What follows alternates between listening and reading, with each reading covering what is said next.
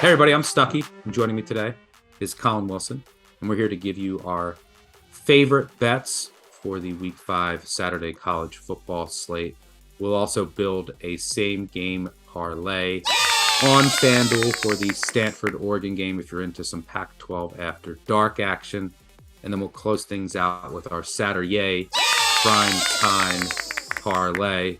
It's a little 3-team Moneyline parlay.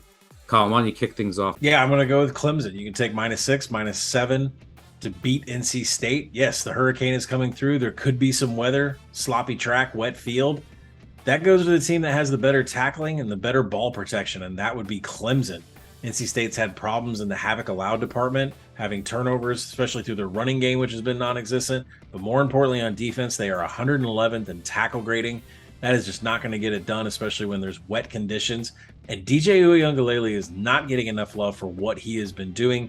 5 touchdowns through the air against Wake Forest last week. He has doubled his big-time throw percentage compared to his career mark from last year. And on the ground, he is shaking people out of their boots. He has 18 missed tackles created. That's more than he's had in his entire career before this season. Go with Clemson, -6.5, -7 is the best bet. I'm going to go with Charlotte. I think I'm wearing my Charlotte green here. +3 at home against UTEP. UTEP coming off that big Boise State win, I think is getting completely overvalued here. Charlotte should have Chris Reynolds back at quarterback. And when he's in there, they're really good. And they should be able to throw all over this poor UTEP secondary. UTEP's still one of the worst offenses in the country. Everyone seems to have forgotten that. They just lost by 20 2 weeks ago to New Mexico. They're traveling out east to Charlotte. By the way, UTEP 0-26-1 in program history in the Eastern time zone. I like Charlotte as a home dog here. I think they should be favored. Market is not properly accounting for the fact that Chris Reynolds will hopefully start and finish this game. All right, let's move on to our same game parlay that we'll build on FanDuel for the Stanford-Oregon Pac-12 After Dark matchup. Yeah, I'm going to do a Bo Nix anytime TD at -155 and pair that up with the over on Stanford and Oregon. Bo Nix is just night and day about what he does at home. It doesn't matter if it's for Auburn or for Oregon. He is a different animal when he gets to play at home.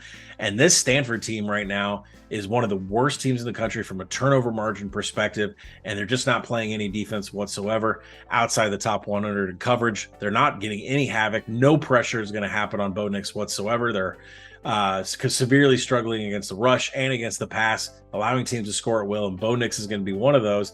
That also helps the over in this game, especially when you consider that Oregon is not doing any tackling of their own on defense.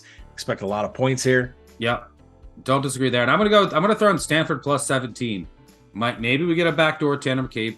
Hopefully they fix their right tackle situation. But they should be able to move the ball against this Oregon team. Very high number, backdoor if necessary. I think there's some value here. So let's go Stanford plus the points, over, and then Bo Nix, home Bo Nix, where he thrives. Home Bo Nix anytime touchdown. Do a 3-team Moneyline parlay in prime time. I'll kick things off. The anchor, so to speak, is going to be Texas. I don't think that they lose at home this week against that West Virginia defense, whether it's Hudson Card or Quinn Ewers or both practice this week. I think Texas gets it done. They'll be the anchor of the Moneyline parlay. And then I'm going to throw in Troy there. We'll get a dog that I think should be a slight favorite against a Western Kentucky team that just beat up on jokes. Their 3 wins game against FIU, who's not even a real program. Hawaii, who is a middle school team. And Austin Peay, who actually gave them a game. Troy should be 3-1. They lost at a Hail Mary to App State. They beat Marshall. Really good defense. I think Western Kentucky goes down here at home.